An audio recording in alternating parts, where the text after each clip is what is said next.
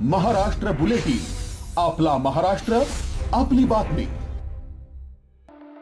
नाशिकच्या गंगापूर रोड परिसरात झाडतोडीच्या मुद्द्यावरून मोठा वाद निर्माण झाला असून पर्यावरणप्रेमी आणि स्थानिक नागरिक थेट आमने-सामने आल्याचे धक्कादायक चित्र समोर आले आहे.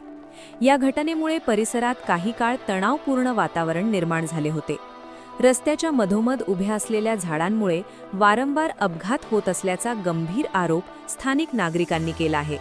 काही अपघातांमध्ये जीवितहानी झाल्याचा दावा करत नागरिकांनी प्रशासनाने तात्काळ झाडे हटवण्याचा निर्णय घ्यावा अशी जोरदार मागणी केली आहे. सुरक्षितता महत्त्वाची की झाडे, असा सवालही नागरिकांकडून उपस्थित केला जात आहे. दरम्यान या झाडतोडीच्या निर्णयाला पर्यावरणप्रेमींनी तीव्र विरोध दर्शवत थेट झाडावर चढून आंदोलन सुरू केले आहे. विकासाच्या नावाखाली वृक्षतोड थांबवा अशी ठाम भूमिका घेत पर्यावरणप्रेमींनी प्रशासनाला इशाराच दिला आहे.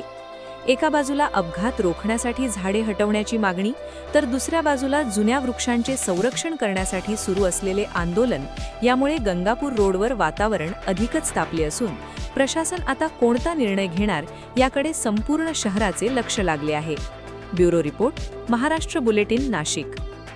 महाराष्ट्र बुलेटिन, आपला महाराष्ट्र, आपली बातमी.